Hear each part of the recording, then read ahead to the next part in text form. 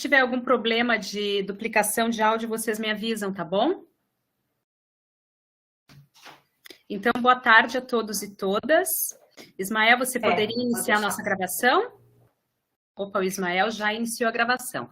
Então, boa tarde a todos e todas. Mais uma vez estamos aqui. Eu acho que eu vou deixar meu microfone aberto também. Deixa, eu acho sensacional. Aí fica um bate-papo. Para a gente poder... Para a gente fazer pelo menos a introdução, aí depois quando tu começar a tua apresentação aqui, aí eu fecho.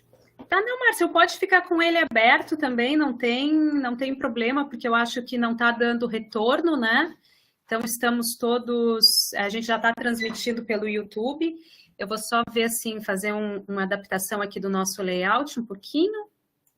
Eu quero deixar assim. A Catarina está perguntando sobre a webconferência passada, né? Se ela já está disponível, né, Márcia? Acho que tu já colocou lá, né? Ela já está, Catarina, na nossa unidade curricular. Você encontra ali nos rótulos, né, que são esses... daqui a pouco eu já vou até transmitir também que eu quero explicar sobre as nossas provas, sobre as nossas atividades. Nós vamos ter uma prorrogação de prazo por conta do Moodle, que não nos ajudou nos últimos dias. Então, nós vamos também estar falando sobre isso, tá, Catarina? Mas fica tranquila, que todas as aulas elas já estão disponíveis no Moodle, na sala de aula virtual da nossa unidade curricular.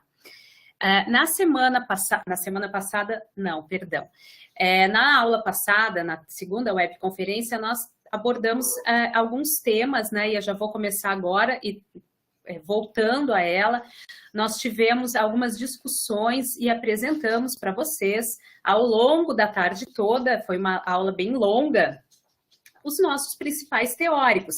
Vejam bem, não os únicos, mas aqueles, porque vocês vão ver hoje que o currículo é uma seleção também, é um recorte da história, né? Um recorte daquilo que a gente acha que é o conhecimento necessário à formação dos alunos.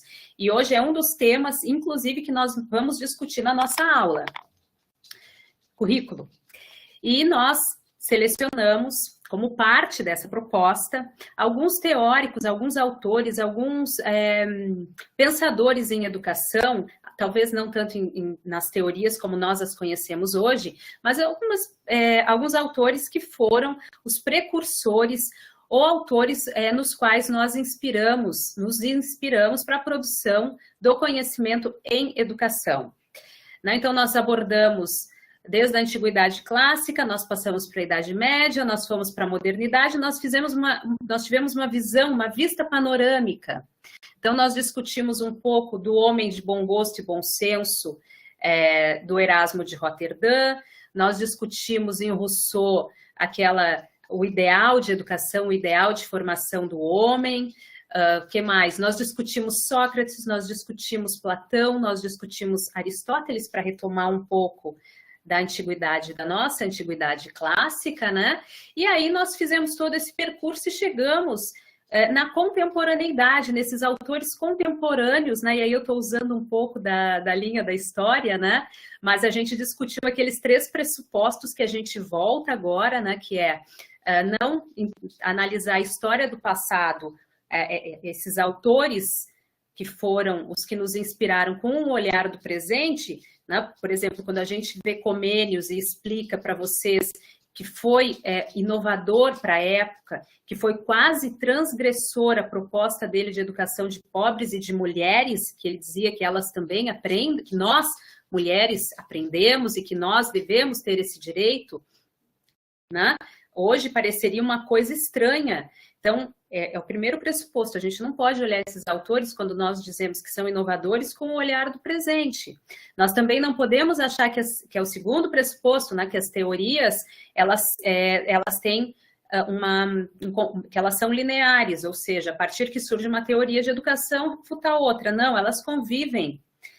vão convivendo, e às vezes até algumas que são ultrapassadas, que nós consideramos ultrapassadas, elas voltam à tona e voltam com muita força. Então, é um movimento bastante complexo e interessante para a educação, e talvez por isso a área da educação seja uma área tão complexa, porque a todo instante, a todo período histórico, nós temos que reforçar o caráter democrático e universal da educação, coisas que nós já víamos e vínhamos reforçando no passado.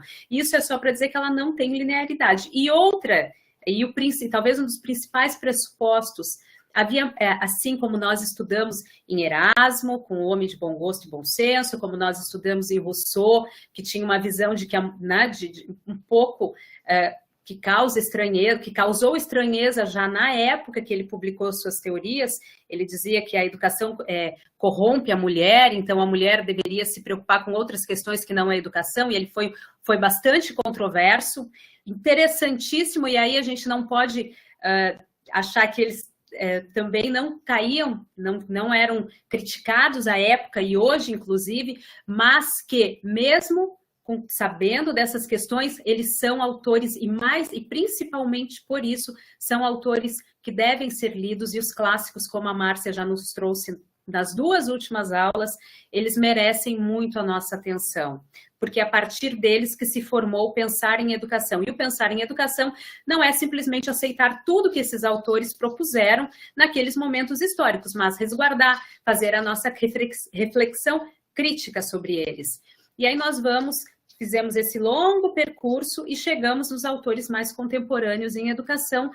Nós tratamos de Anísio Teixeira, discutimos um pouco do Anísio Teixeira e de tudo que ele representou para a educação no Brasil, principalmente a partir dos anos 30 do século XX, né? E agora nós viemos fazendo esse caminho e esse percurso e chegamos em Paulo Freire, que talvez seja o nosso patrono da educação nacional, né? E talvez seja uma das figuras hoje, atualmente, mais faladas, tanto de uma forma muito errônea, combatida, né? E até muitas vezes mal interpretado, porque Paulo Freire teve uma obra muito vasta. Então, se vocês, e a Márcia vai aqui concordar comigo, se vocês acham que vão conseguir entender a obra do Paulo Freire em uma semana, a gente vai desestimulá-los e desestimulá-las, porque vocês não vão conseguir entender a obra do Paulo Freire, ou tudo que o Paulo Freire representou. Ele no final de semana, ou como ele mesmo dizia, né, que a gente gosta de usar isso, e eu acabo fazendo uma analogia, ele dizia que não se forma um professor de terça para quarta, ou de quarta para quinta, não se entende Paulo Freire também de terça para quarta, de quarta para quinta, ou no final de semana. Paulo Freire, ele compôs, ele foi durante o período da ditadura brasileira um dos autores também muito, muito falados, muito criticados, mas onde houve uma inspiração para se criar toda uma proposta de educação de adultos, né, a partir do que ele propunha. Porém, ele propôs algo muito além disso. A proposta do Paulo Freire para a educação de adultos, que se encontra muito na sua obra, embora ele não tenha criado, ele não tenha publicado, vejam bem, ele não publicou um modelo de educação, ele tinha uma proposta de educação para os brasileiros e as brasileiras. E a partir daí, ele foi o precursor principalmente na questão da alfabetização de adultos.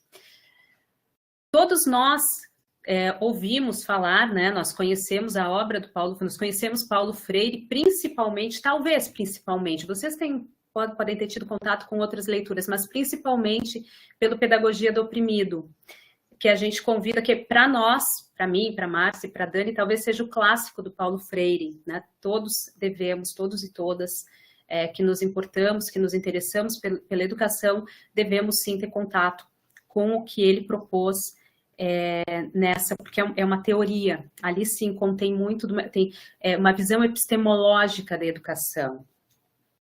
Contudo, hoje nós não vamos tratar das obras de Paulo Freire, nós vamos tratar dessa visão, porque senão, como eu falei para vocês, não se entende Paulo Freire de terça para quarta, e eu não pretendo que vocês façam isso nesse momento. O que nós vamos fazer hoje aqui é um convite, né? Como fizemos um convite à leitura de Rousseau, como fizemos um convite à leitura de Comênios, como fazemos agora um convite à leitura do Paulo Freire. Nós não vamos propor isso agora, o que nós queremos que vocês entendam é o que é visão, o que ele entendia por educação, o que ele entendia, o que era essa educação, e ele tem várias passagens que são realmente passagens inspiradoras, até para mim, vejam bem, gente, para mim, depois de ter lido, porque eu estudei na PUC, eu sou doutora em educação, eu sou doutora em currículo, e a PUC era o berço do Paulo Freire. Paulo Freire, quando voltou do exílio, ele virou nosso professor. Ele virou professor na Pontifícia Universidade Católica de São Paulo. Quando eu entrei na PUC, ele já havia falecido, mas ele se capilarizou por aqueles corredores. Era difícil a gente não andar pela PUC e não ver Paulo Freire nos corredores dela. Aí eu tive a oportunidade de fazer uma cátedra Paulo Freire, que foi criada, lógico, depois do falecimento dele, e as várias histórias, e até algumas folclóricas, passagens, né, do Paulo Freire pela PUC, pela educação no Brasil, elas estavam contidas ali. Então, seria inevitável, e é inevitável, que eu e os meus colegas, nós temos outros professores que fizeram doutorado ali também, e talvez esse tenha sido um dos motivos pelos quais eu quis estar, e fiz todo um esforço de, na época eu não morava em São Paulo, de fazer meu doutorado ali, por toda essa visão de educação que se tinha ali naqueles corredores.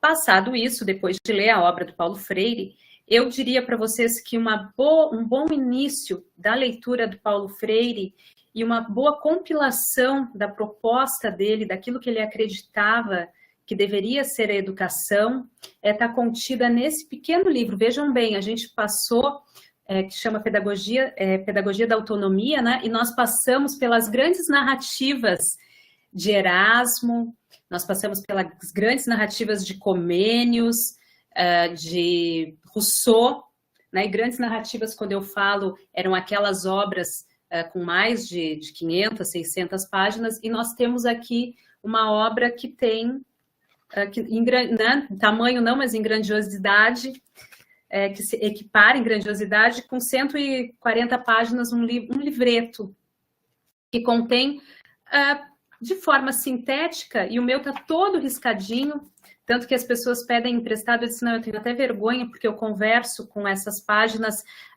desde 2004, que está aqui, que foi quando eu comprei o livrinho, então eu venho conversando com essas páginas, às vezes até brigando com elas. Então, é um livro que eu não posso emprestar, porque é quase como um diário. Tem muito sentimento meu ali inscrito, muita incerteza e muita insegurança e muita briga, às vezes. Mas o que o Paulo Freire, o que é importante que vocês entendam, e agora eu só vou roubar aqui a apresentação, tirar esse, né, importante teórico, porque eu quero que vocês... só um momentinho, perdão. Eu vou compartilhar agora a minha tela, tá? E eu quero que vocês... digam se vocês estão vendo exatamente o que eu quero que vocês vejam. Eu queria começar a aula. Márcia, está vendo direitinho o ensinar não é transferir conhecimentos? Sim. Sim. Então, que eu não consigo enxergá-los agora. Então, o que ele dizia?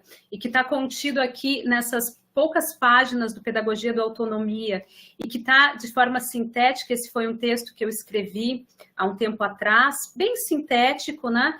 E ele dizia, né, e é a partir disso que que a nossa docência é feita, que nós temos essa defesa quase, digamos que na nossa área universal, na nossa área, que não é só, não é transmitir conhecimentos, o ato de educar, o trabalho docente, ele exige, é óbvio, e uma das coisas que se dizia, uma das críticas infundadas que se fazia a Paulo Freire, que ele dizia que tudo serve para ensinar, então a gente ensina qualquer coisa, e não tem nada mais errado que essa interpretação, quando Paulo Freire dizia que nós devemos partir do conhecimento dos alunos, daquilo que os alunos entendem, daquilo que os alunos compreendem, mas ele nunca disse que ensinar não exigia por parte dos professores um domínio dos conteúdos específicos, porque é a partir desse domínio, desses conteúdos específicos, que se faz e se cria a reflexão.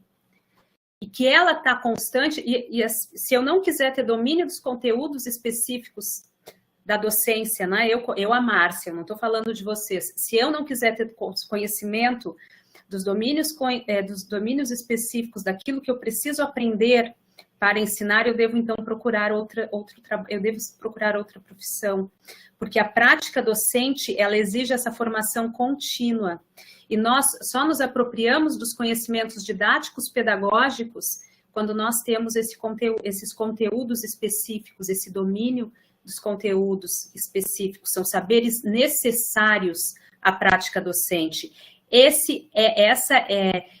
Eu creio que esse seja um dos pressupostos mais importantes do Paulo Freire, e talvez o mais mal compreendido, porque quando ele trazia essa noção de educação que deveria partir daquilo que o aluno conhece, as pessoas interpretavam, ok, e dali não devemos avançar.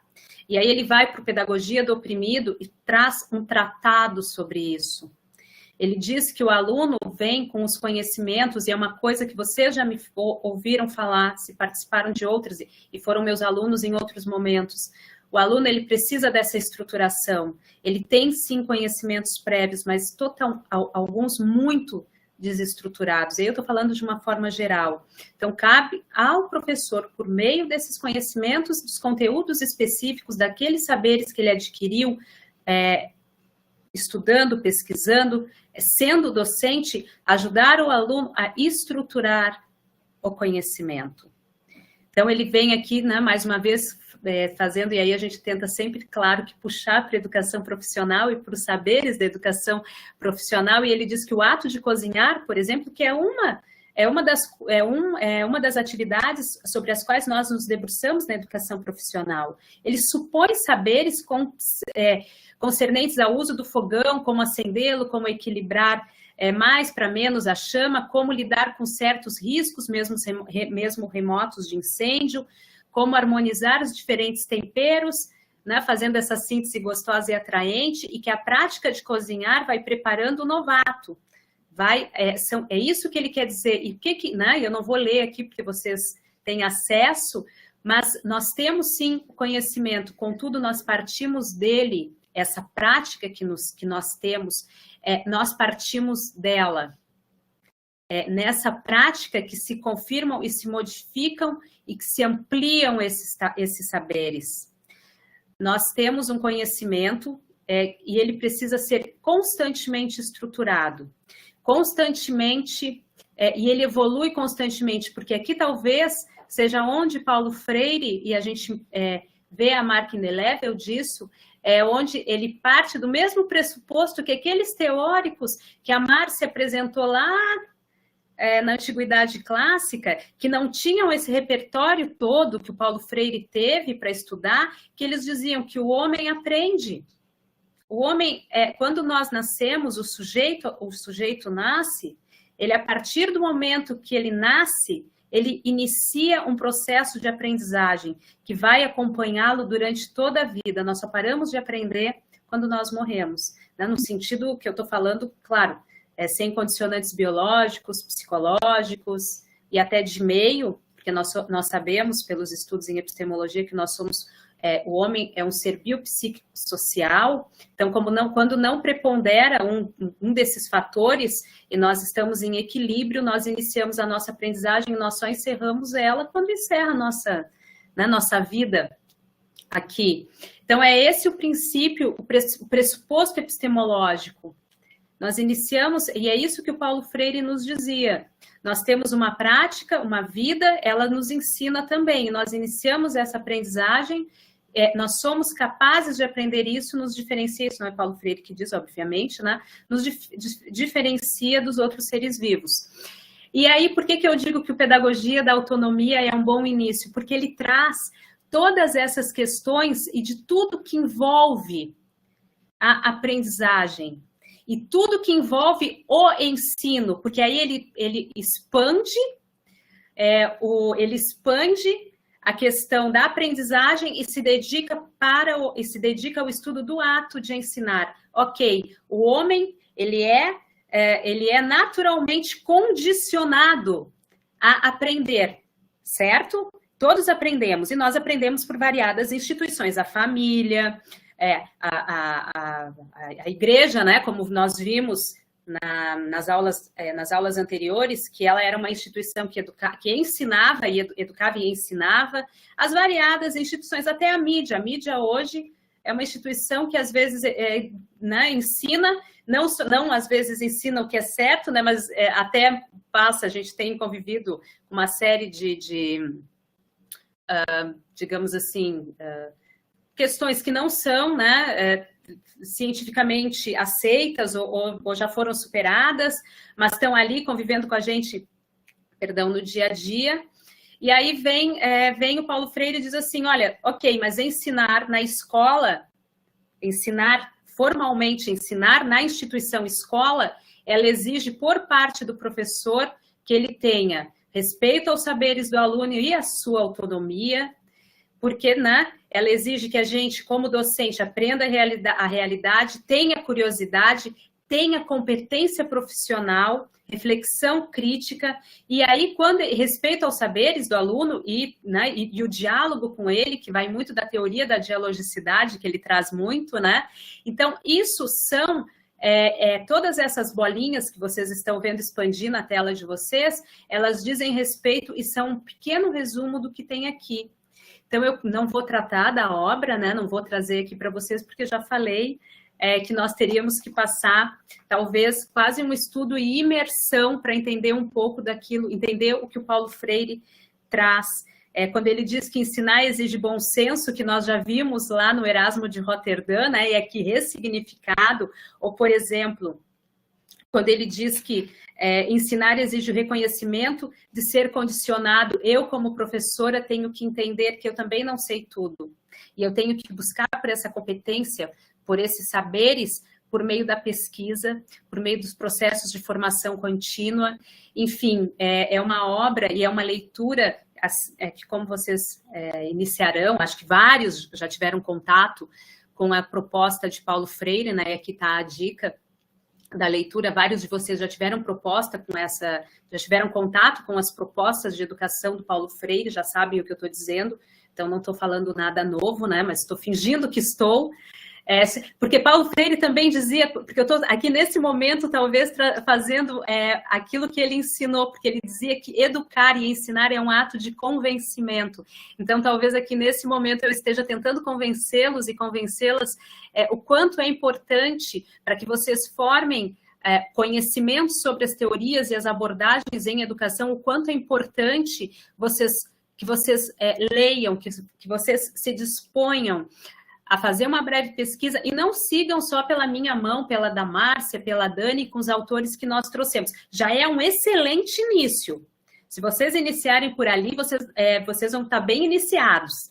Mas selecionem esses autores e iniciem a leitura de vocês, para que vocês façam e tenham a compreensão crítica da educação necessária à docência. Porque a partir desse momento, vocês estão, né, que eu digo a partir desse momento, ou a partir não desse agora temporal, mas a partir do momento que vocês se dispõem a estudar a docência, alguns ou porque já estão na área e querem ampliar os conhecimentos, que é extremamente importante, ou aqueles que não estão na área querem começar na área. Então, façam essas leituras, iniciem essas leituras e não interrompam, porque, gente, se tem coisa que vale a pena realmente é a aprendizagem, certo? Ô, Márcia, deixa eu só abrir um parêntese aqui para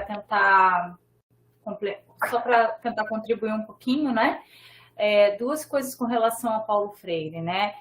Quando você fala que ele se preocupou com a forma como a gente ensina, né? A gente hoje fala assim, isso é problema de aprendizagem ou de ensinagem? A gente discute isso, né? Quando um aluno está com dificuldade, a gente faz uma autoanálise, uma autocrítica né, e fala, né, tem esse jargão, aprendizagem ou ensinagem. E enquanto Paulo Freire se preocupou bastante com essa questão da forma como a gente ensina, pensando no aluno e do que ele tem condições, né, e como aprender, só quero fazer um ganchozinho com Piaget e Vygotsky, né, que a gente vai falar daqui a pouco, né, que esses dois, eles se debruçaram, esses dois cientistas, eles se debruçaram realmente sobre como que o indivíduo, né, o sujeito, a criança, o adulto, como eles aprendem, esse processo de aprendizagem. E enquanto Paulo Freire traz muito a questão do como ensinar, né? E um outro parêntese aqui que eu quero abrir eu não sei de vocês, né? Mas eu senti, na época que eu fiz o curso de pedagogia, a faculdade de pedagogia, eu me formei aqui na UFSC, no início de 2000, né, dos anos 2000 ali, e a gente aprendia e ouvia Paulo Freire. Eu não sei se vocês vão concordar comigo, mas essa foi a sensação e experiência que eu tive de Universidade Federal de Santa Catarina, tá?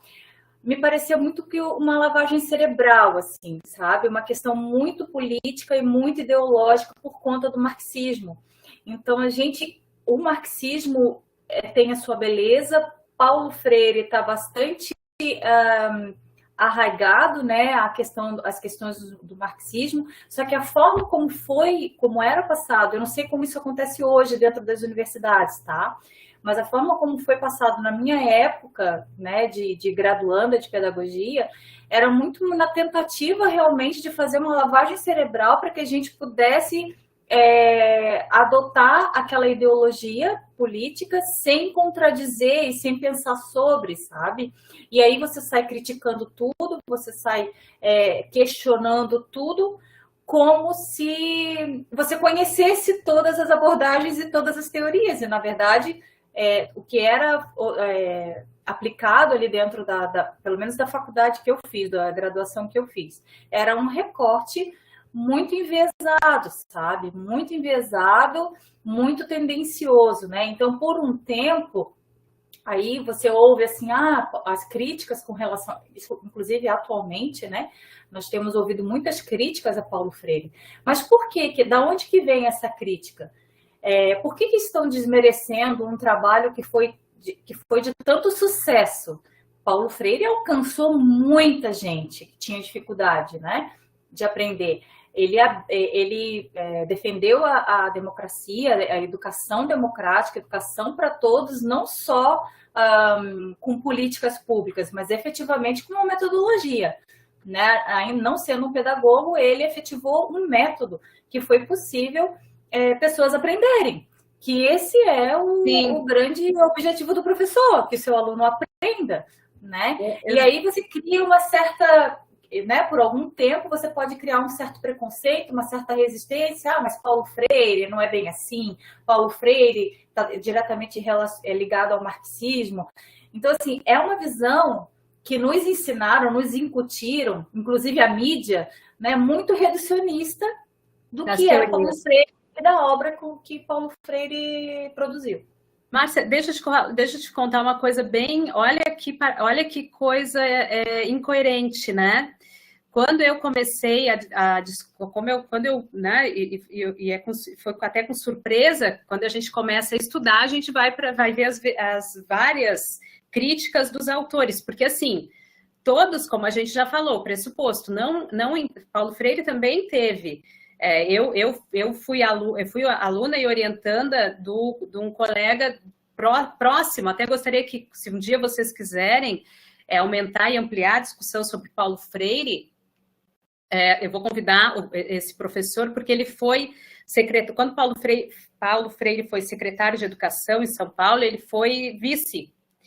Então, ele dizia, e ele fala isso, e a gente, quando discute, Paulo Freire falava de uma educação amorosa, enfim, mas ele era um sujeito também que tinha as suas... era controverso também em algumas questões, né? E depois, quando eu passei a estudar um pouco e participar dos eventos, tinha-se, por um lado, essa visão desse radicalismo, que eu acho que resume um pouco a tua fala, Márcia, dentro de uma visão paradigmática do que é a teoria dele. Por outro lado, dentro do mesmo grupo, né, mais vinculado à pedagogia histórico-crítica, que nós temos, acabei esquecendo o nome, me lembro mais do Saviani, que eles sempre acham que Saviani e Paulo Freire eram inimigos epistemológicos, porque Saviani criticava muito... Libânio, esses autores criticavam muito Paulo Freire porque não viam nele, olha que loucura, não viam nele essa visão de uma educação progressista. Acusavam Paulo Freire de ser um educador liberal, né? De servir muito mais para um liberalismo, que seria um liberalismo econômico, e aí a gente já está passando... já está discutindo o que eu tinha prometido para as minhas amigas, que hoje eu não ia falar sem parar, mas eu não consigo. E aí eles acusavam, talvez não seja a melhor palavra, tá?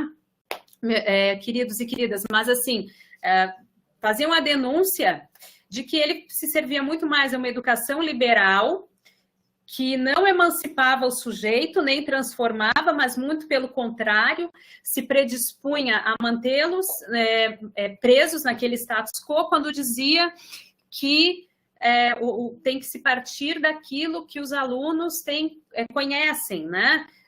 Tem a tal frase célebre lá, que ele dizia que nas cartilhas vivi viu a uva. Vejam bem, olha, não vamos analisar né? De novo, não vamos pensar o presente, o passado, desculpem, com o olhar do presente. Ele dizia, vivi viu a uva.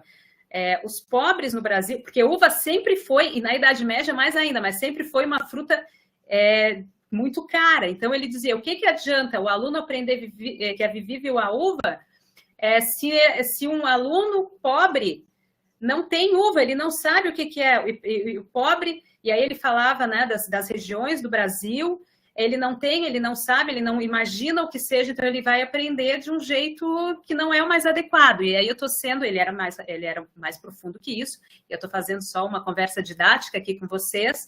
E aí essa turma, esses autores que eu adoro também, vinham com outro olhar e diziam, não, faz todo sentido, porque quando eles conhecerem, eles saberão o que é. Então, só que, claro, essa era uma discussão muito mais profunda, e é muito mais profunda do que simplesmente uma torcida, como a gente faz muito, né? Nós somos bastante maniqueístas, né? Todo mal, e nós somos, a partir do momento que nós nos posicionamos, eu não conheço eu não conheço esse processo de crítica em outros países, a não ser pelo que eu leio. E eles também fazem um pouco, mas os nossos, nós somos muito maniqueístas, né? Todo mal pertence a fulano e todo bem pertence ao outro fulano.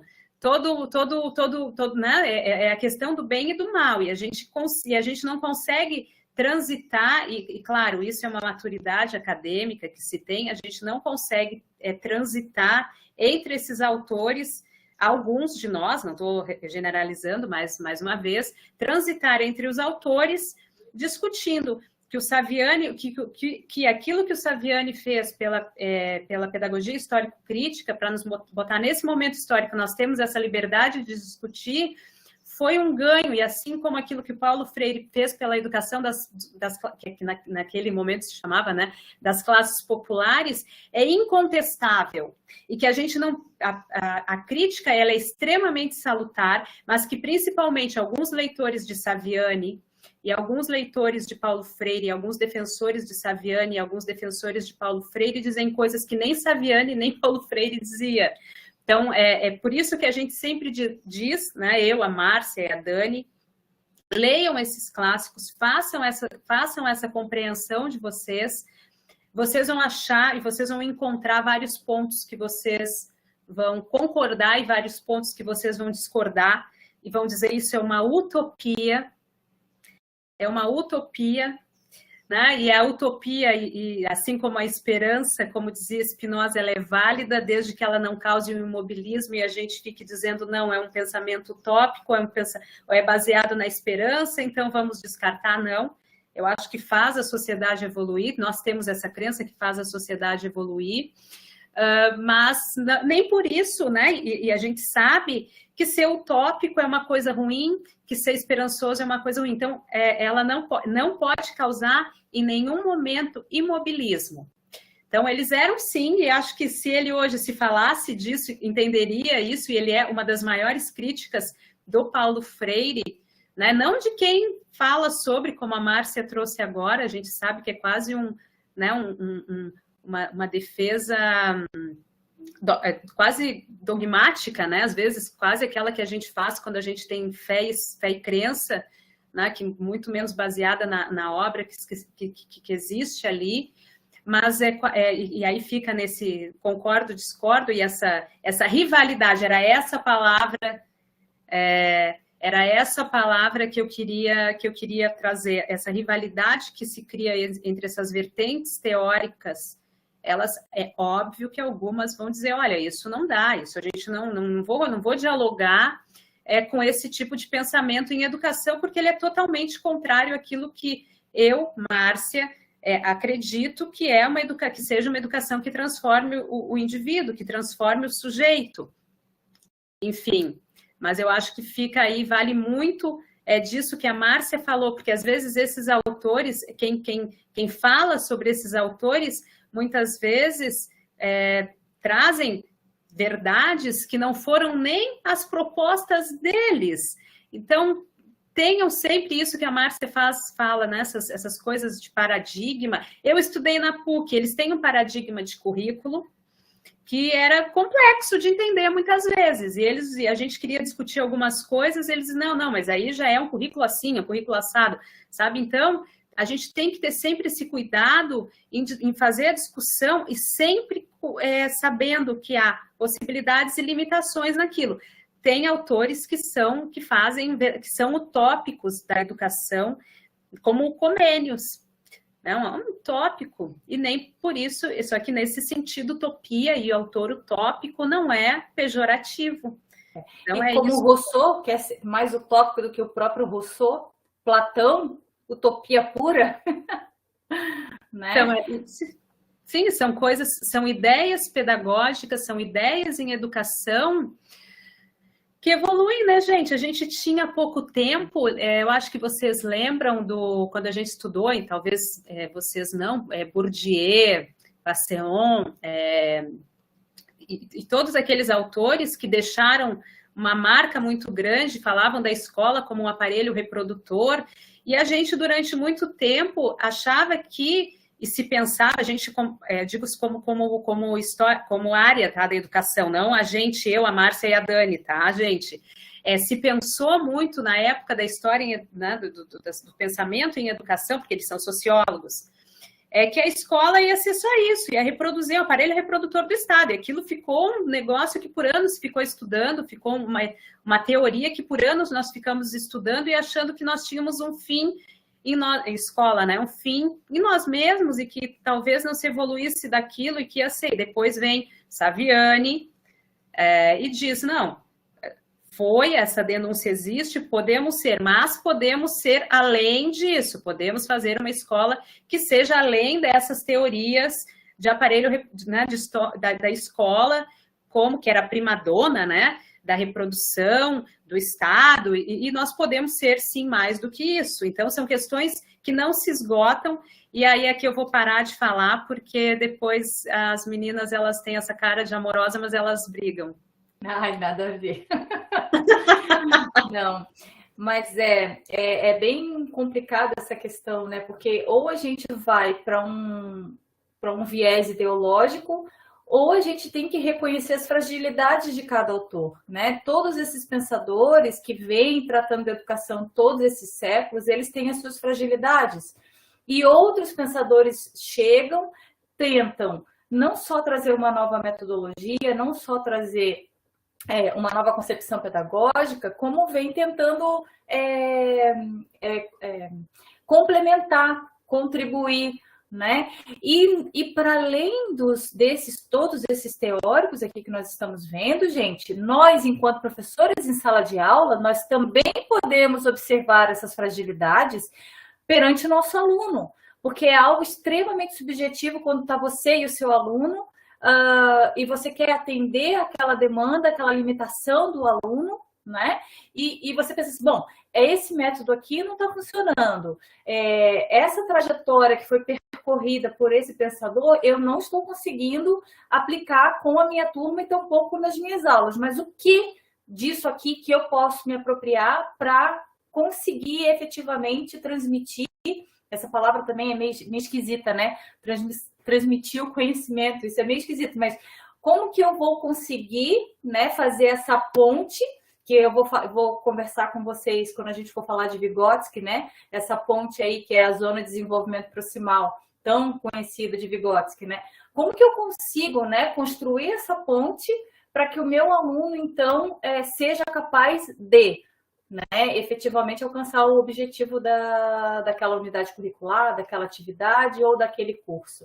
Então, assim, não só os pensadores são capazes de dizer como eu ensino e como o meu aluno aprende, mas eu, enquanto relação com o meu aluno, eu sou capaz de identificar isso também. E aí, então, eu posso, né, ter poderes, vamos dizer assim, para encontrar um ajuste, né, e desenvolver o meu método, desenvolver o meu caminho com aquele meu aluno e com aquela ferramenta, né, de conhecimento que eu escolhi usar. Então, nós somos educadores e nós somos pensadores da educação também. É claro que a gente tem que beber nessa fonte, é isso que a gente está tentando mostrar para vocês. Olha, existe uma fonte. Se vocês quiserem, se vocês estiverem com sede, vão nessa fonte que lá pode ser que vocês sejam saciados. Só que, né, é uma fonte de base. Na verdade, na nossa sala de aula, na construção com os nossos alunos, é que a gente vai realmente descobrir o que a gente precisa e o que a gente consegue fazer. Eu também poderia falar um pouco mais de Paulo Freire, Márcia, não é necessariamente pelo Paulo Freire ou pela obra de Paulo Freire, mas o quanto a gente consegue encadear todos os pensamentos, desde Sócrates, né? Como a gente percebe que tanto o Dio e o Anísio Teixeira e todos esses que a gente já falou, né, e os que a gente não falou também, como eles bebem um do outro. Isso é muito legal, ou seja, não se joga nada fora, né? Não se joga nada fora, a gente se apropria daquilo que a gente reconhece, daquilo que serve para mim e para minha realidade, para a realidade do meu aluno.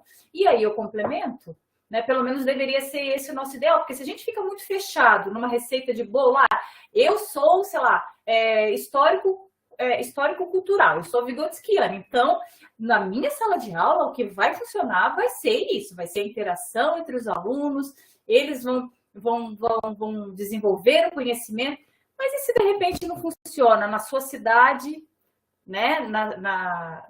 Naquele grupo, naquele lugar, naquela situação, e aí você, então esses alunos não aprendem, ou eu não consigo ensinar. Será que não tem que mudar a receita do bolo, vamos dizer assim, né? Vamos ter um pouquinho mais de flexibilidade nesse sentido, né? Então, depois de ter falado, né, desses pensadores, nós vamos trazer agora dois cientistas, né, da educação que se debruçaram sobre como que o sujeito aprende, como que acontece esse processo de aprendizagem.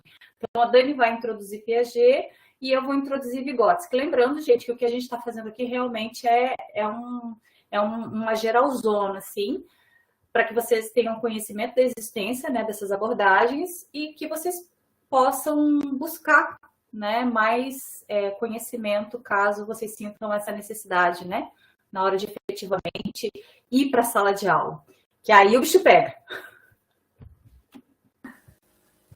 Tá certo. Obrigada, meninas. Obrigada, Márcia.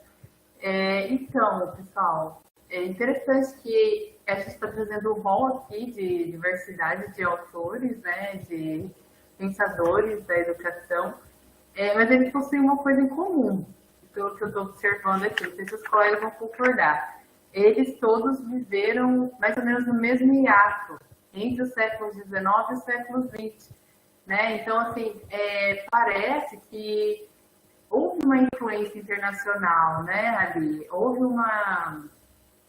uma internacionalização desse conhecimento, né? Por exemplo, o Piaget, ele influenciou vários outros teóricos, né, que defenderam da sua teoria, a teoria construtivista, né, ou a teoria epistemológica do conhecimento.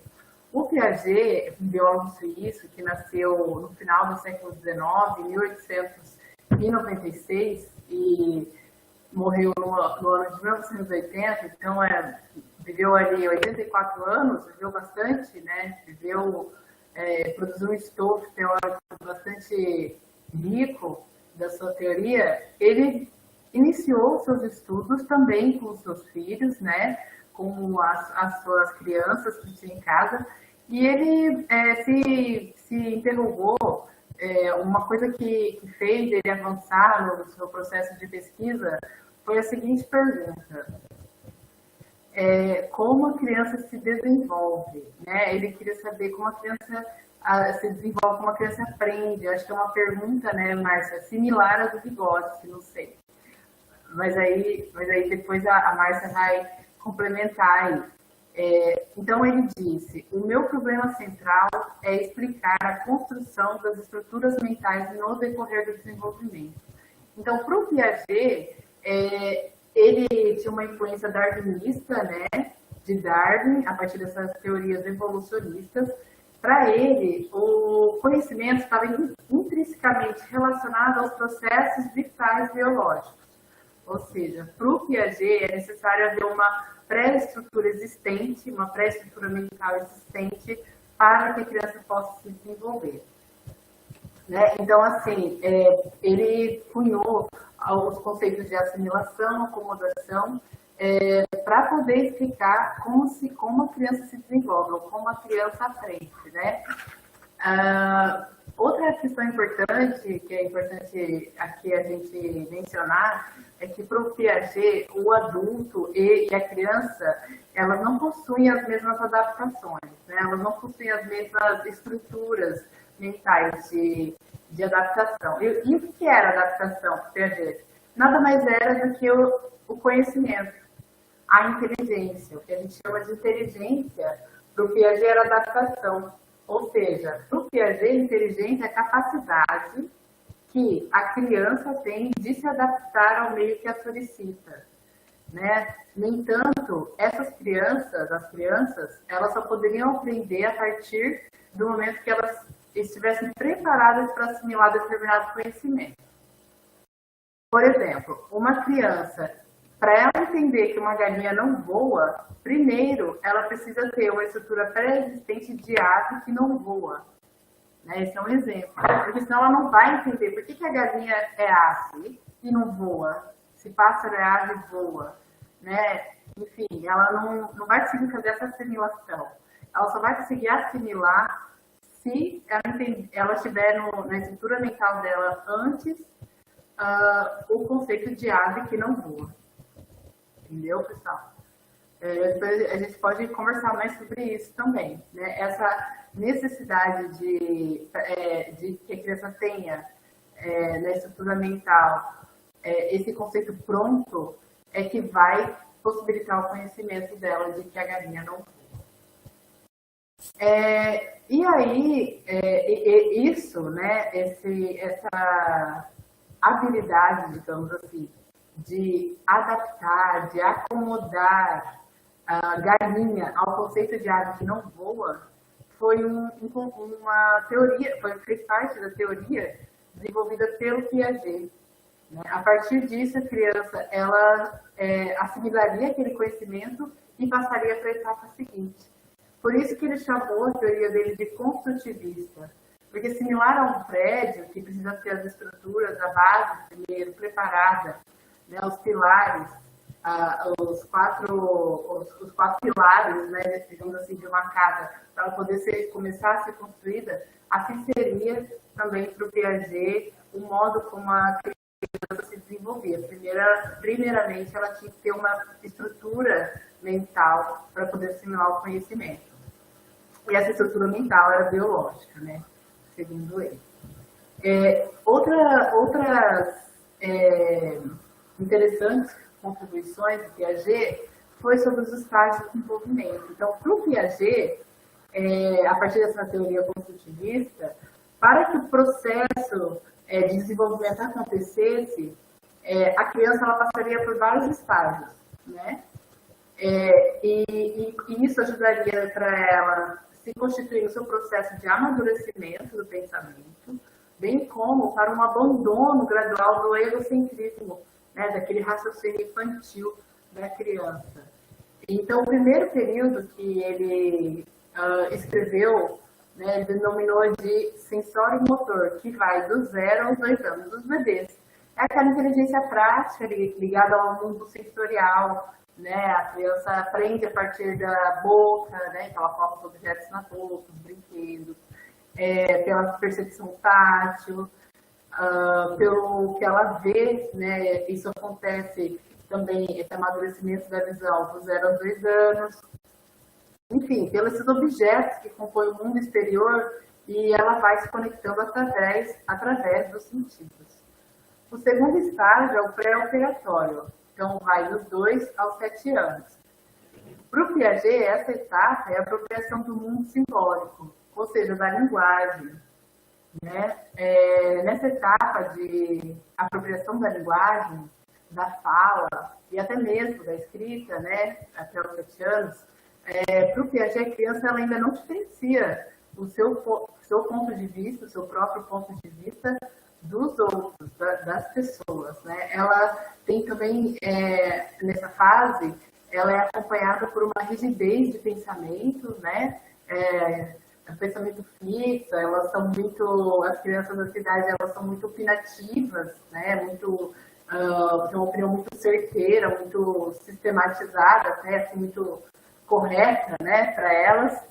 E apresenta até uma certa irreversibilidade do pensamento, ela tem dificuldade de trocar de pensamento, de considerar outro modo de pensar, né? Também nessa característica dessa fase, segundo Piaget, uma afeição e ao mesmo tempo um medo pelas pessoas mais velhas, né? Pelos seus progenitores, enfim, as pessoas que cuidam dela. No terceiro estágio, o período operatório concreto vai dos 7 aos 12 anos. Então, marca ali aquela fase, né,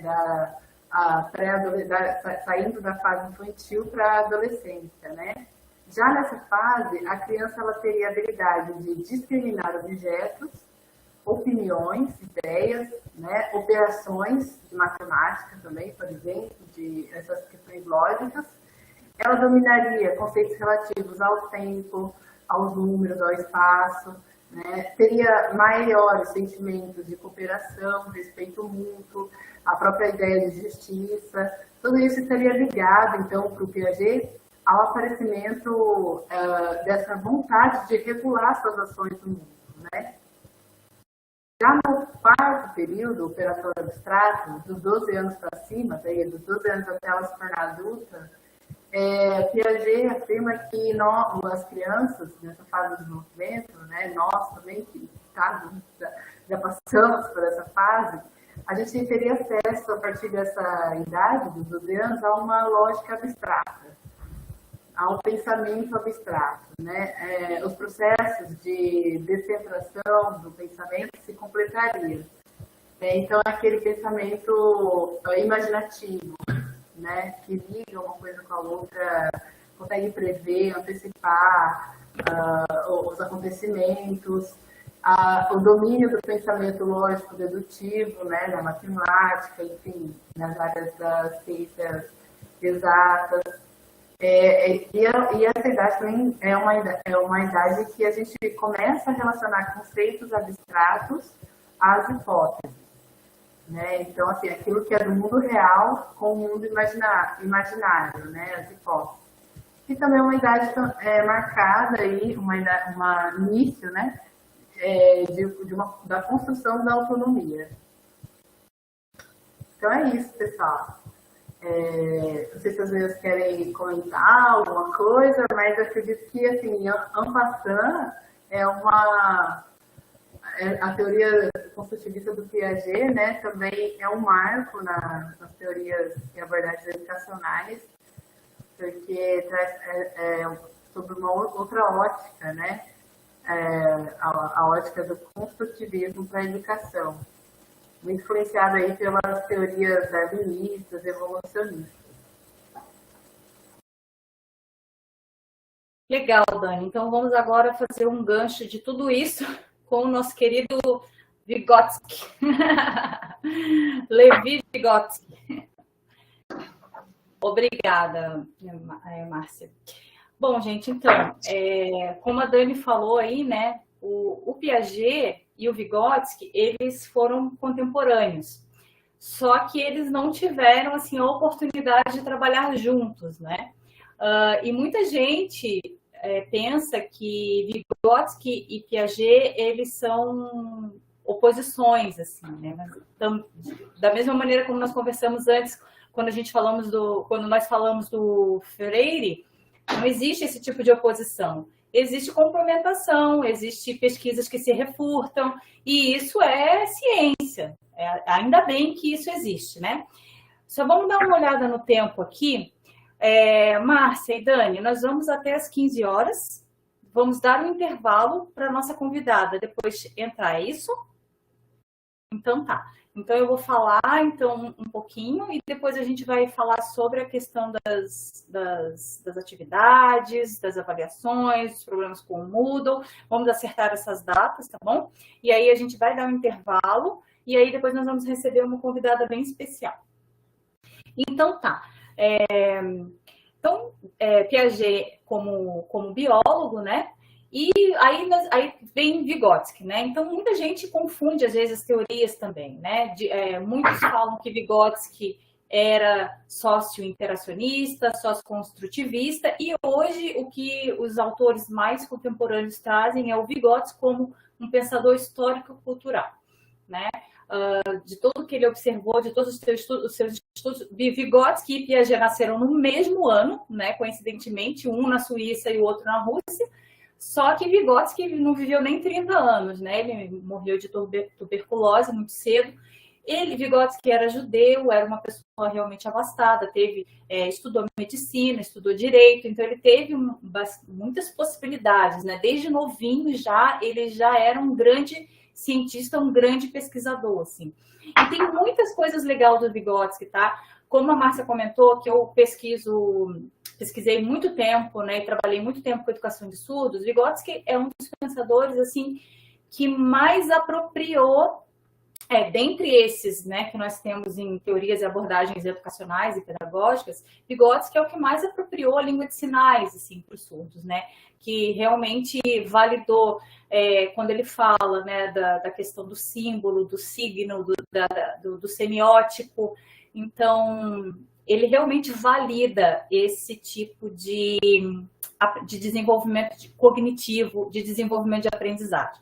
E não coloca, como muitos linguistas, como muitos estudiosos trazem, que a língua oral é a única forma inteligível e inteligente do ser humano se comunicar, né? Vygotsky, ele refurta bastante essas teorias, né? Então, é bem interessante também nesse aspecto, na questão da linguagem, né? Uma outra dica também como a Márcia falou, né? Que a gente, às vezes, lê alguns autores ou um determinado autor que está falando de um pensador, traz a sua abordagem, traz o seu entendimento, traz a sua interpretação. E muitas vezes não é nem isso que aquele pensador quis dizer, né? E um dos cuidados que a gente deve ter com relação a ler Vygotsky é que nós não estamos lendo Vygotsky, nós estamos lendo traduções, né? E é extremamente complexo. Eu não sou uma pesquisadora de Vygotsky, tá? Eu sou apenas uma estudiosa e curiosa de Vygotsky, me aproprio dos conhecimentos dele justamente para poder trabalhar com os meus alunos, mas eu não sou uma pesquisadora de Vygotsky. Mas o que os pesquisadores de Vygotsky orientam tomem cuidado com as leituras das traduções de Vygotsky, porque são traduções realmente muito perigosas. Por quê? Porque toda a pesquisa de Vygotsky, tudo que ele produziu em russo, não é tão simples de se compreender e especialmente de se traduzir, né? Então, o que eles orientam? que a gente leia pesquisadores mesmo, né, de Vygotsky. Esses pesquisadores que tiveram condições de ler os originais, né, de preferência, que então nos passam essas teorias, né, que foram elaboradas através das pesquisas e dos estudos de Vygotsky. Então, enquanto Piaget ele se preocupava mais com o sujeito, a epistemologia do sujeito, né, esse conhecimento que é desenvolvido no sujeito enquanto ser biológico, em Piaget a gente vê muito a gênese do conhecimento, né? Estuda a gênese da escrita, como que a criança aprende a escrever, tudo isso são sementinhas dos estudos de Piaget, tá? Vygotsky, ele vai falar do sujeito individual. Agora, qual é a diferença do sujeito epistemológico para o sujeito individual? O sujeito individual, que o Vygotsky traz nos estudos dele, é o sujeito dentro de uma cultura, né? É o sujeito... Seja bem-vinda, Rosenilda. Que bom que você conseguiu entrar. Atrasadinho, mas entrou. Então, assim, Vygotsky é um sujeito, ó. Vygotsky, ele analisa o processo de aprendizagem do sujeito dentro do meio, da família, da sociedade e dos seus mediadores, né? Então, assim, para eu também não me alongar muito, porque a gente não tem muito tempo, vamos ver algumas coisas. Um contraponto de Rousseau e Vygotsky. Rousseau, enquanto fala de uma educação negativa, que é o homem vai para a natureza, uma educação natural, sem ter interferência da sociedade, que a sociedade corrompe o sujeito, que o sujeito nasce bom. Lembram lá da aula passada? Rousseau fala, o sujeito nasce bom, ele é bom por natureza, a sociedade que o corrompe, né? E ele fala, então, do que chamamos de educação negativa, que a gente não pode ter artifícios para induzir o sujeito se apropriar de algum conhecimento, ou de algum ofício, ou de algum aprendizado, né? Já Vygotsky, ele fala de uma educação realmente artificial, que é uma educação mediada pelo professor, mediada por objetos pedagógicos, mediada pela sociedade, mediada pelo mundo, né?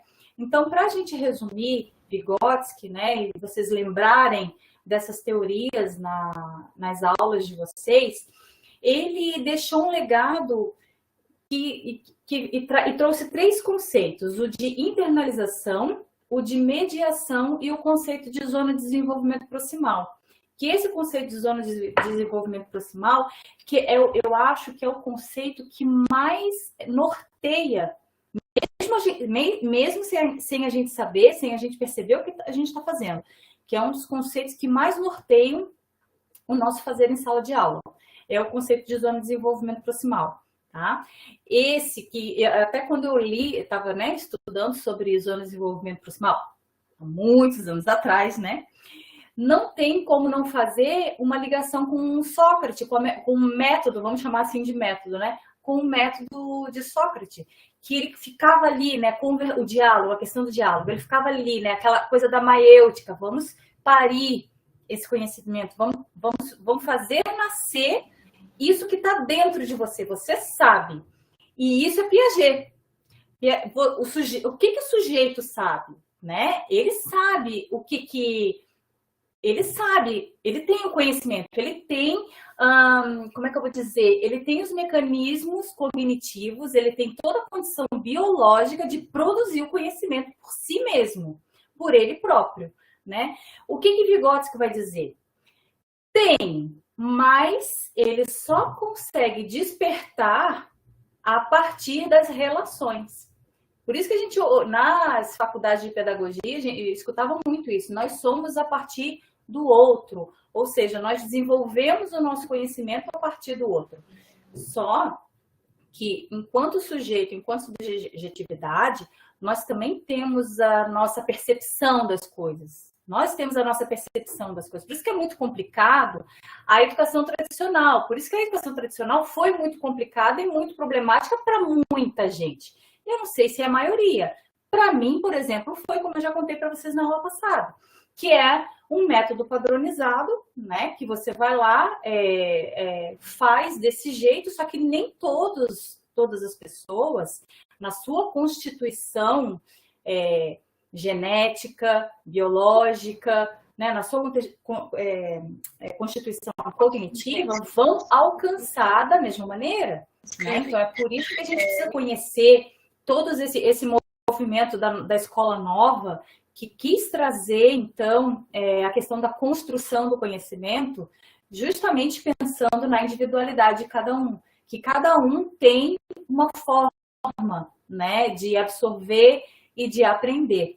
Né? Quando você entra, como era na educação tradicional, o professor lá no palanque, os alunos lá embaixo, o professor traz a receita e o aluno tem que aplicar, não é tão simples assim.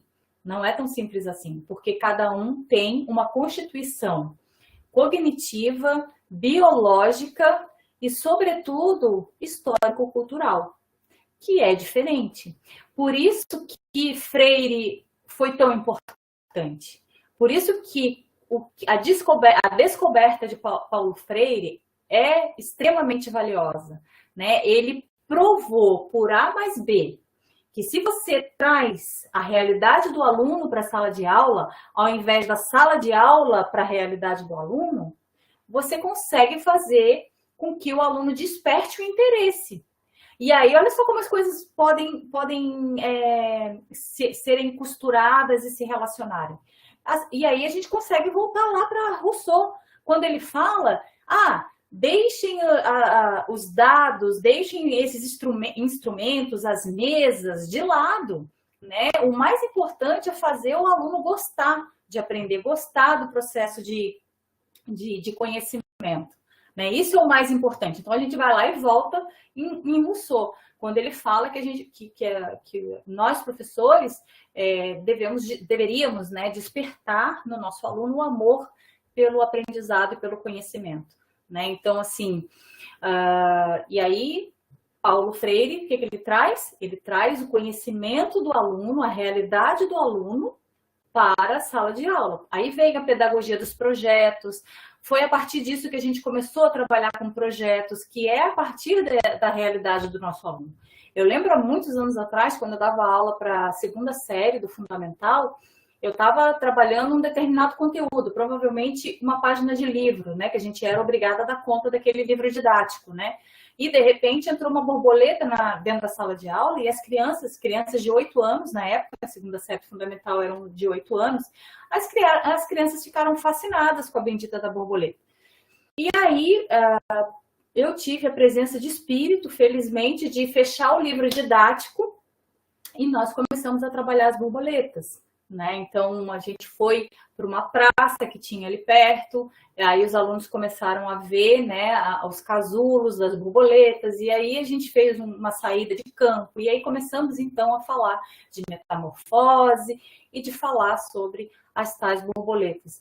E aí eu não tive problema de comportamento em sala de aula, não precisava ficar mandando a criança sentar o tempo inteiro, porque ela estava interessada, ela estava afim, partiu dela. Né? E foi justamente quando você coloca de volta um adulto na sala de aula, um adulto que trabalha o dia inteiro, né? Que muitas vezes já tem problemas de saúde, já tem outras dificuldades, né? Já tem família constituída, e você quer que ele absorva aquilo que você está ali bela e formosa para transmitir, e aí, né, eu uso mesmo essa expressão para transmitir, e você quer que ele esteja ali feliz. A mesma coisa a gente lida com os nossos adolescentes e a gente acha que tem que ser do nosso jeito. E não é bem assim. Não é bem assim. Existe algo, né, nesse indivíduo que é só dele. Que é só dele. E aí pode até parecer utopia da minha parte também. Professora, mas aí você quer conhecer a realidade de todos e compreender e atender a todos.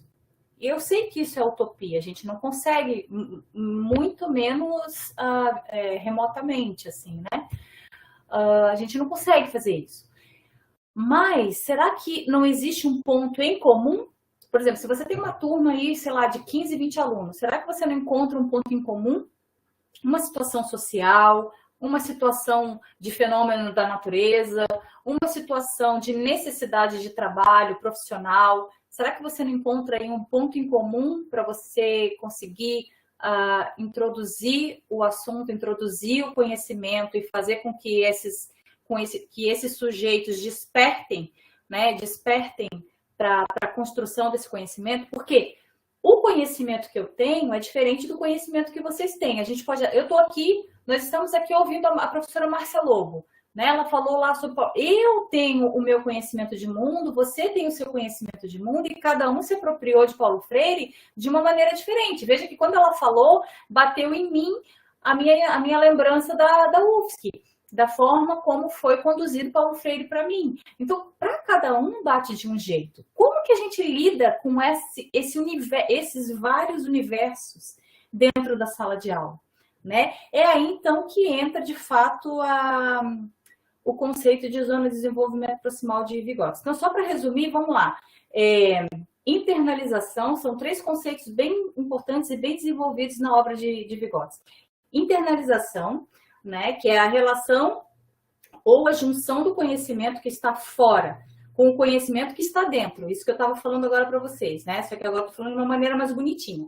Por isso é tão importante entender as diferenças na aprendizagem, porque cada um internaliza, faz essa relação de forma diferente, né? Por isso, a infelicidade dos alunos da educação tradicional, né? Não é da educação profissional, como é que se diz? Falha, como é que fala? Ato falho. Ato falho, foi ato falho. Educação tradicional, né? Onde o conhecimento é padronizado. Bom, esse ato falho serve para a gente pensar também. Mas vamos lá. Falha técnica, né? Exatamente.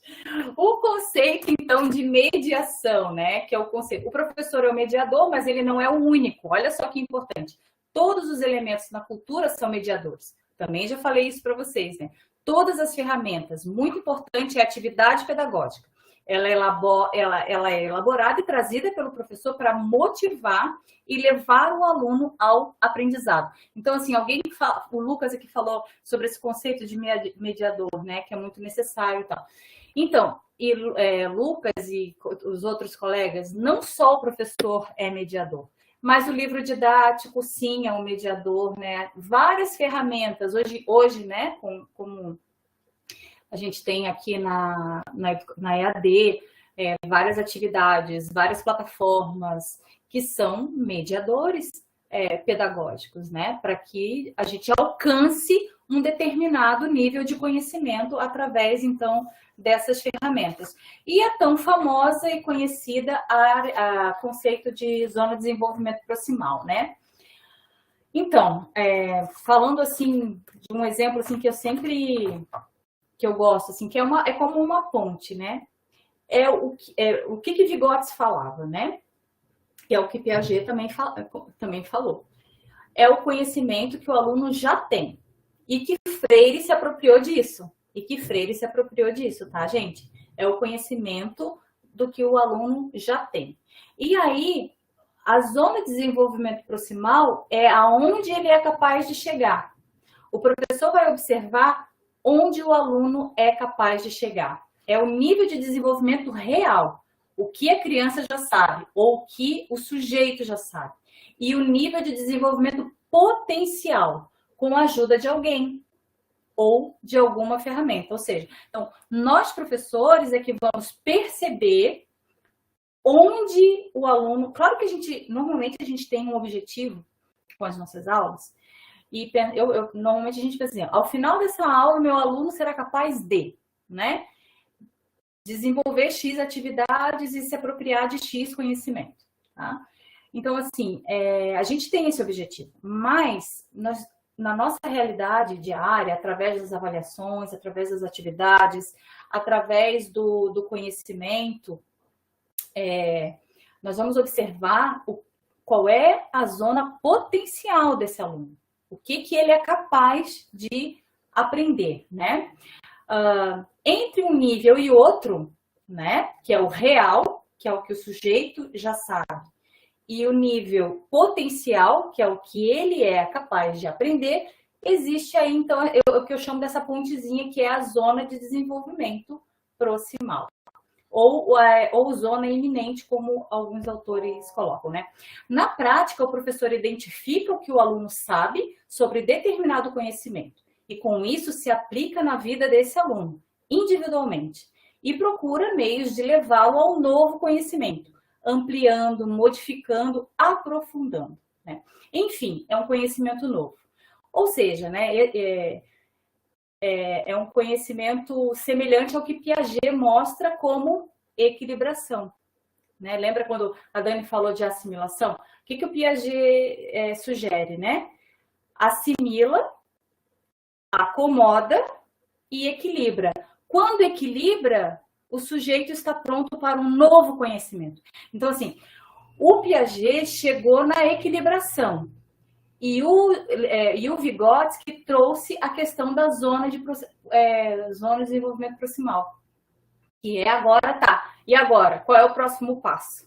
O que ele é capaz agora de aprender algo novo? Bom, mas para o professor reconhecer esses saberes reais e os potenciais do aluno, exige o quê? Muita aproximação, olhar e escutar o aluno. Por isso que ele é construído, ele é dialogado, como disse lá o nosso querido Sócrates, e ele é também, como disse o nosso querido Rousseau, ele é afetivo. Tá? Então, vocês vejam que existe uma cadeia, né? Uma cadeia entre todos esses pensadores e uma cadeia dessa construção do conhecimento, né? Então, nós professores, né, nós precisamos acreditar no nosso aluno, nós precisamos acreditar na gente mesmo e no nosso potencial, tá? Isso é fundamental. Se a gente também não estuda, não se debruça, não se apropria, a gente também não vai ter condição, né, de ajudar o nosso aluno, de fazer essa ponte para o nosso aluno, de dar o ombro para o nosso aluno enxergar mais alto, né? Que esse seria o nosso papel, diferente do que foi a educação tradicional por muitos e muitos anos, né? De despejar o conteúdo sem se preocupar com a forma que esse aluno está se apropriando ou não desse conteúdo. Hoje a gente já tem a preocupação, né, de como que eu vou fazer o meu aluno realmente se apropriar desse conteúdo. Esse é o nosso grande desafio. Esse é o nosso grande desafio, né? Então, eu acredito que um dos grandes desafios na aprendizagem é a obrigatoriedade de ensinar e aprender alguma coisa. Eu estava até conversando com o meu marido ontem que, poxa, deve ser muito chato, né? Você ir para a escola e você ter que fazer tal coisa e às vezes você não está afim de fazer aquilo ali. Tem uma escola chamada, acho que é a Escola da Ponte, lá em Portugal, que ela é muito famosa porque os alunos, eles têm uma carga, um cronograma a ser completado, né, naquele ano letivo, mas eles escolhem o que eles querem estudar naquele dia. Existe a sala da geografia, a sala da matemática, a sala do português.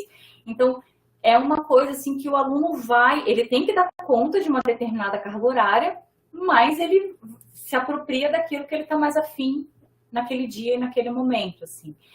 E, de fato, assim, a gente...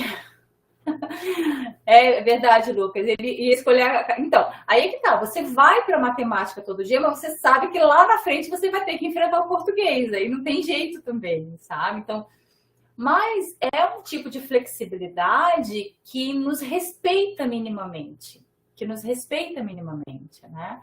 Então, eu acho que é muito legal, assim, quando o professor chega na sala de aula e ele propõe algumas coisas. Ó, nós podemos fazer isso, isso, isso e isso. O que vocês, né, estão interessados em fazer hoje? Ou se chega naquele momento que diz assim, não, nós hoje, obrigatoriamente, nós vamos ter que falar desse assunto, seja em qual área for. Né? Se você vai estar lá no curso de Direito, se você está na engenharia, se você está na enfermagem,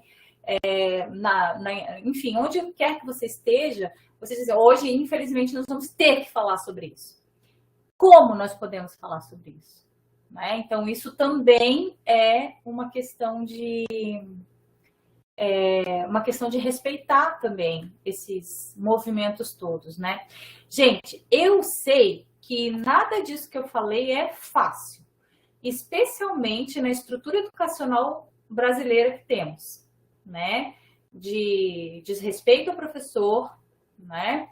De muitas vezes não ter uma estrutura adequada para o aluno pesquisar, estudar, aprender. A gente sabe que a gente tem uma realidade da educação das escolas públicas que é muito diferente do IFSC. O IFSC é uma instituição diferente quando a gente está falando de escola pública, mas quando a gente está falando de prefeituras e estados, a gente tem sérios problemas, crianças que não aprendem, crianças que não conseguem ir para frente, tá? E aí muda de escola e de repente aprende, e de repente evolui, e de repente desenvolve. Então, muitas vezes é uma questão realmente de ensinagem, é uma questão de método, né? Como que nós estamos encaminhando? Eu achava que eu ia conseguir falar menos, desculpa. Então...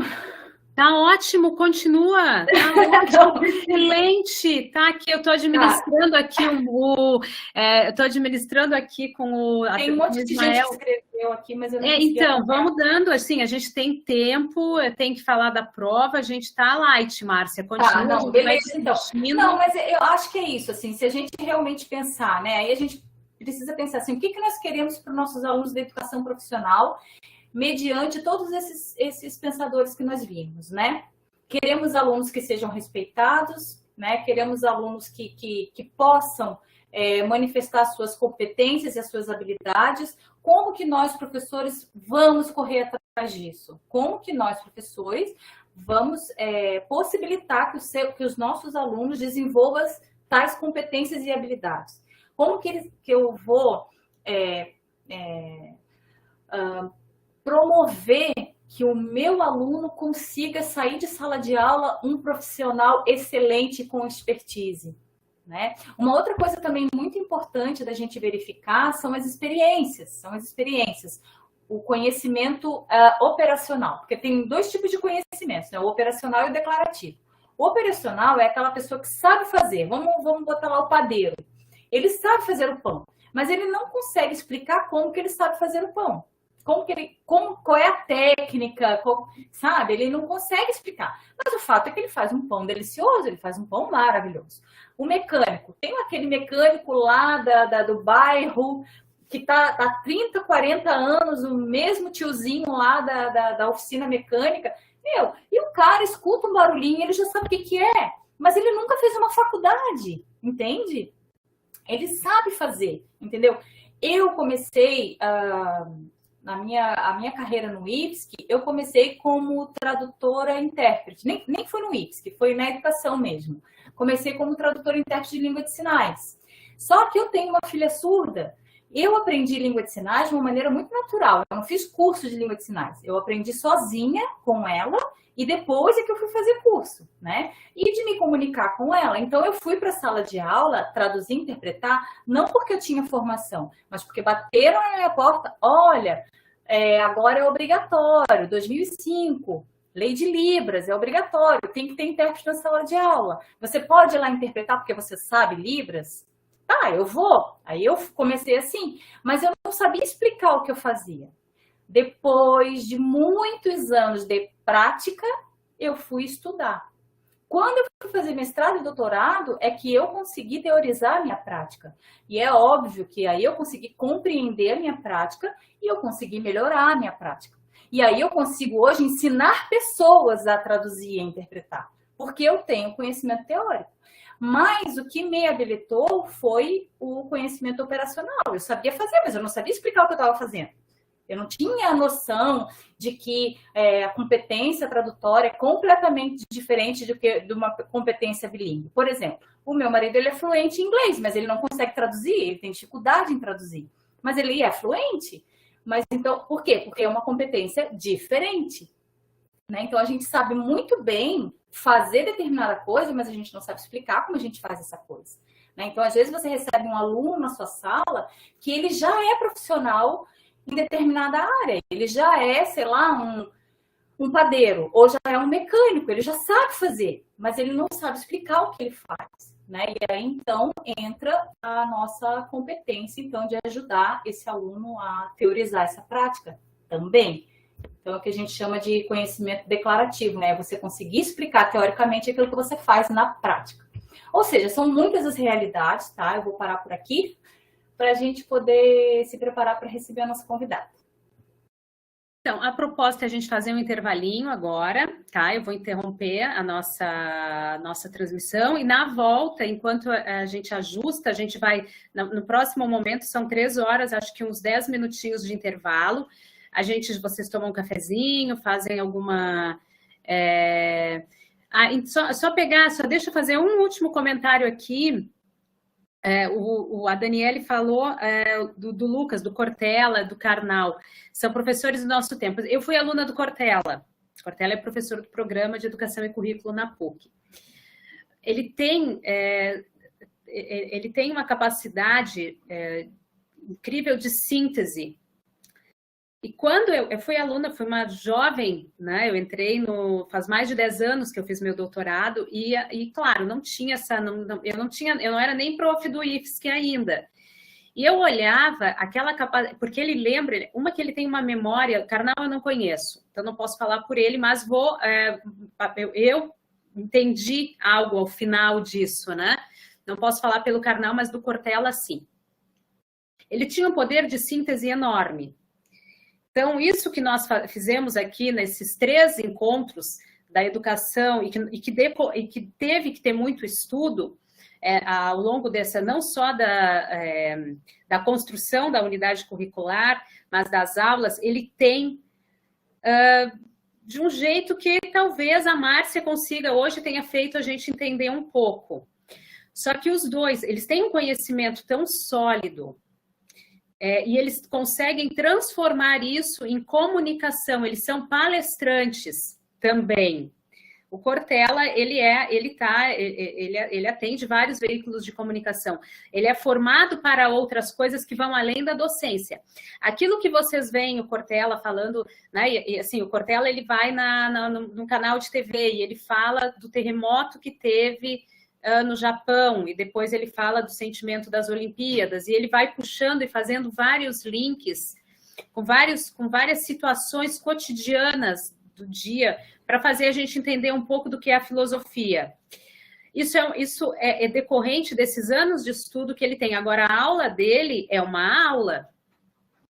É uma aula, gente, não é comunicação do conteúdo que ele fala, da informação, e até algumas situações que ele coloca, né, que ele tem vídeos de palestras que ele faz que são excepcionais. Agora, uma aula dele não difere desse momento que nós estamos aqui. Ela tem a essência dela, até ele tem um colega nosso, um professor, né, que já veio, falou conosco também, que ele falava da aula essencial.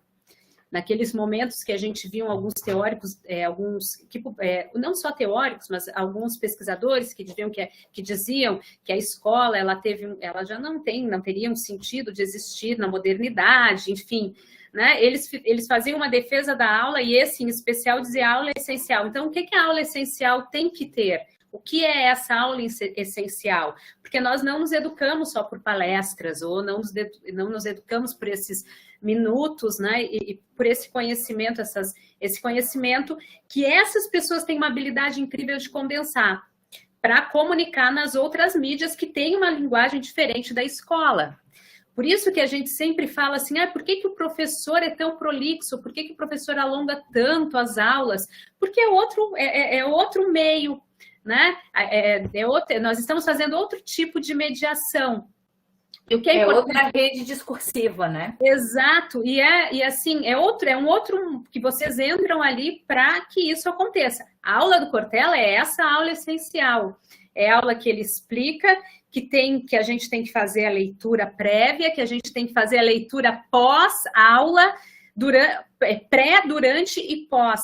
E que ele pergunta, vocês estão entendendo?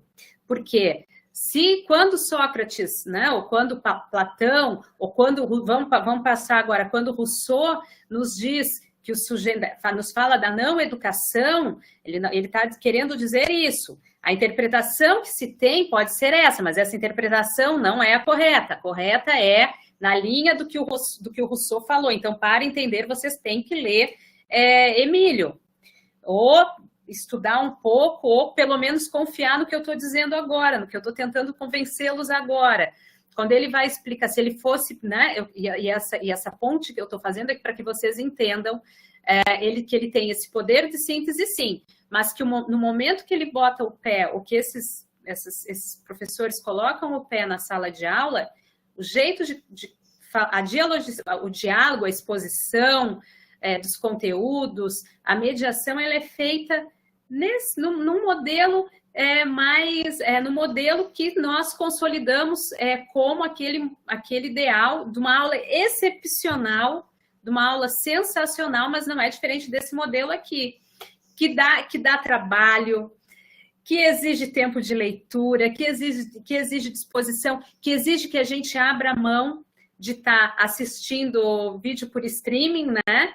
Para estar aqui com as 3 profs, convencendo vocês que Piaget foi importante para a história da educação, mesmo ele sendo biólogo, tendo feito outras pesquisas, e não diretamente com a educação, e sim com a aprendizagem, ele foi um precursor das ideias em educação também, assim como Vygotsky, assim como Freire, como Anísio Teixeira, como Dewey. Depois de Dewey, antes de Dewey, tinha um pouco de Rousseau, Comênios, Erasmo, e assim vai. Mas é isso, dá um trabalho danado. Dá um trabalho danado, cansa. A gente vê os alunos falando que eles acham que tem algum problema, e a gente recebe muito em mensagem. Professora, eu não sei, eu começo a ler, eu fico muito cansada, e a gente brinca, bem-vindo ao nosso mundo. Cansa mesmo, é um exercício mental, tem muita atividade mental ali. Sempre que a gente fala dessas metodologias ativas, a gente acha que dar aula por essas metodologias pressupõe que isso não precisa existir, e muito pelo contrário. O processo mental é um processo muito intenso, é muito ativo. Então, desconfiem sempre quando vocês tiverem principalmente em chamada, né, a mais apelativa, métodos inovadores, você aprende em 5 minutos, tá? Aprende o quê?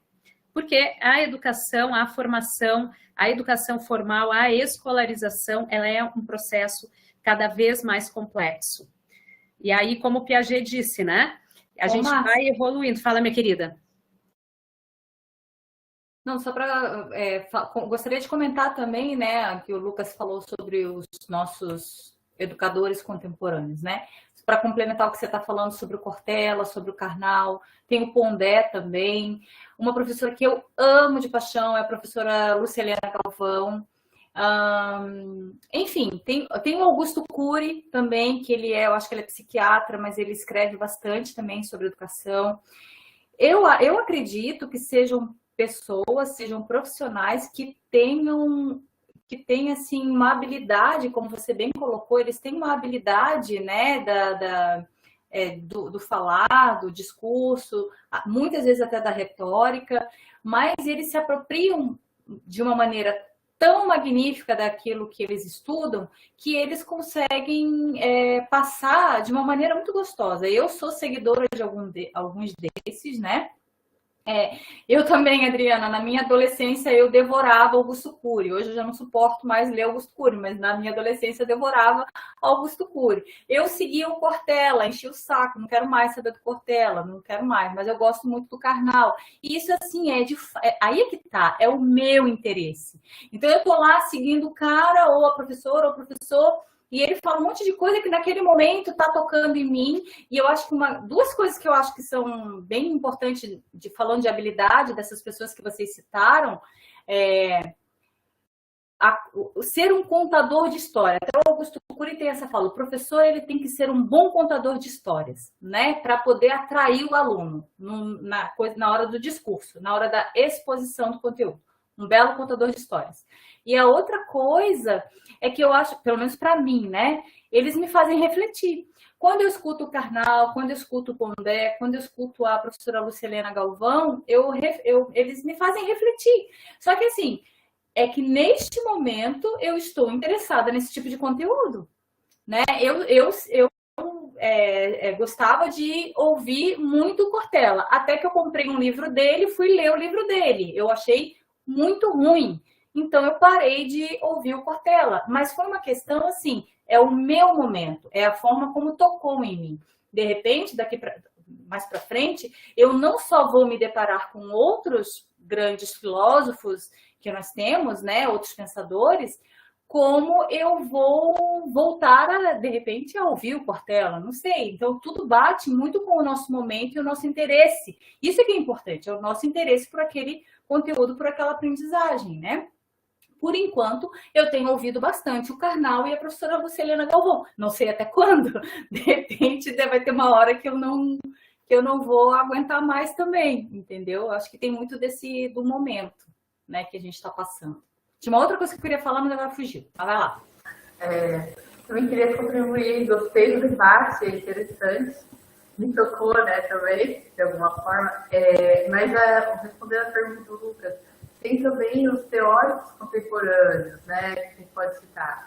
Michel Foucault, falecido, podemos citar Pierre Bourdieu, né, com a teoria da reprodução social, né, a escola, né, como uma reprodutora das desigualdades sociais, que fala um pouco sobre isso, mas mais na perspectiva cultural, né? Na perspectiva cultural, quem mais a gente poderia citar? Tem Descartes, tem a Montessori, que são, né? São mais contemporâneos, né?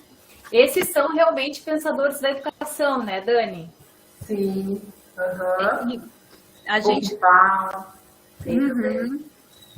A gente agora, depois do intervalo, que a gente vai dar no intervalinho, porque assim, né, que a Dani está falando, a gente continua com teóricos contemporâneos trazendo contribuições. Até depois do intervalo, a nossa palestrante, ela é muito Theodor Adorno, realmente sensacional. E assim, e é incrível, principalmente ele, né, Dani? Porque ele é muito, escreveu e hoje é extremamente atual, e a crítica que ele fazia à mídia, mas enfim, já ia me perder aqui. Dani, a Mirtes, que vem agora falar com eles, ela é muito dos estudos culturais, e ela traz muito o pós-crítico, sabe? Ela traz muitos contemporâneos. Então, eu acho que vai casar bem com isso que tu acabou de falar. Traz Veganeto, que estuda Foucault, então vai casar com todos esses, vai ser bem legal.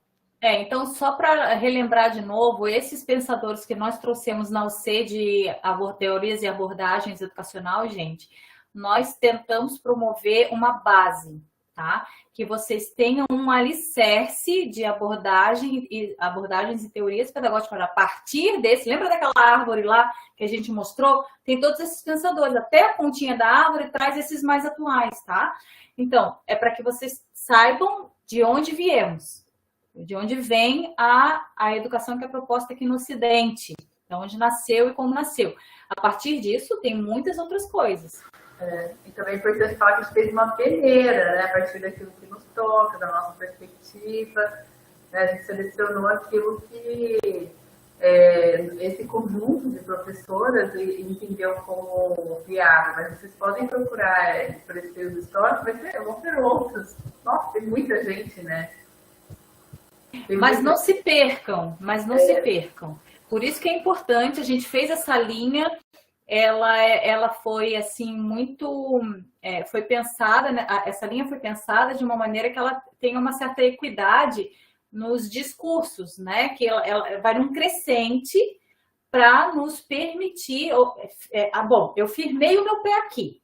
Agora o meu pé está aqui, eu conheço essas teorias, a forma como se constrói o conhecimento, como que o sujeito elabora, como que funciona a questão cognitiva, a questão da aprendizagem, a questão da mediação. Ok, é isso. Agora, daqui para onde eu vou?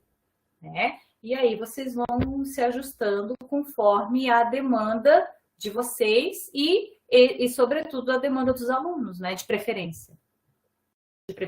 Né? Vamos fazer o intervalo, então? Tá. Voltamos 3h30. Tá. 3h30, gente, em ponto com a professora Mirtes, tá? E a gente vai explicar a prova também, tá bom, gente? Então, deem um intervalinho aqui. Às 13h30 em ponto a gente vai começar. Explicando sobre as avaliações. Rapidinho, depois a Mirtes vai falar. E aí, caso tenham, prestem bastante atenção no que ela tem, no que ela traz, e as questões, né, de prova, de atividades, que vocês não se sentirem respondidos, a gente volta depois da fala dela. Ela pediu para não expor um tempo muito grande, porque ela quer dialogar com vocês. Mas, assim, a gente tem recados super importantes para dar sobre as avaliações, tanto as que vocês fizeram, né, para os alunos que fizeram, quanto para os alunos que não fizeram. E, gente, a semana que vem tem a prova da unidade curricular. Ela é simples, mas a gente tem que explicar para vocês alguns critérios e ponderar alguns avisos que são importantíssimos para vocês realizarem essa prova. Assim, o Moodle voltou a funcionar, então vocês não vão ter problema nenhum. Só voltem às 13h30 para a gente poder dar continuidade, certo? Beijos, até daqui a pouco.